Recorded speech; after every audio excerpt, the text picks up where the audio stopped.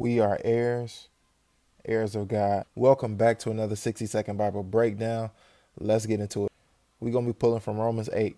Romans 8:17 says, "Now if we are children, then we are heirs, heirs of God, and co-heirs with Christ." And it finishes by saying, "If so be that we suffer with him, that we may be also glorified together." Let's really break this down though. Romans 8 is talking about life in the spirit and what it does versus life in the flesh. So it means we aren't just followers, but we are actually family, sons and daughters of the King, right? And when it says, well, then heirs, think of it like where we're going to inherit the things that belong to God, the promises, the authority, the access, the peace, the purpose, the protection, and the presence.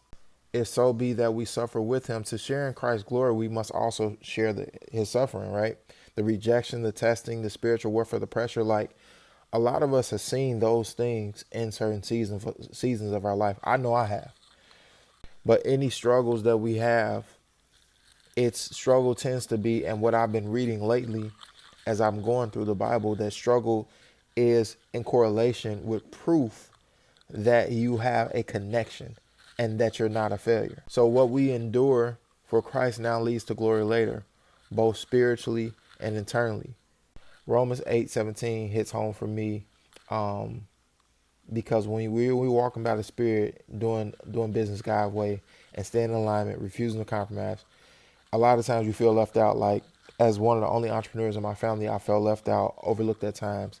Like I remember when I wrote my first book, a lot of people didn't even support it, right? But this reminds you that suffering isn't wasted, and it's just like of everything that we're gonna actually inherit. So I want to leave with this Bible breakdown. Like there's no need to hustle for favor when you're the heir to the kingdom.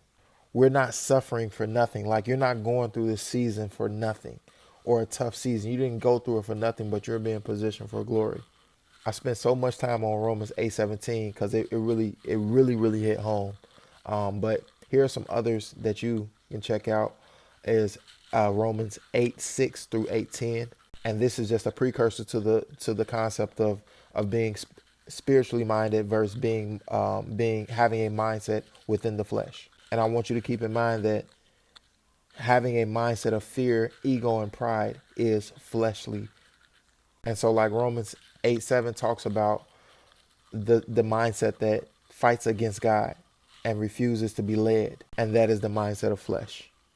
Peace and blessings to you. Get into that Bible, faith over fear.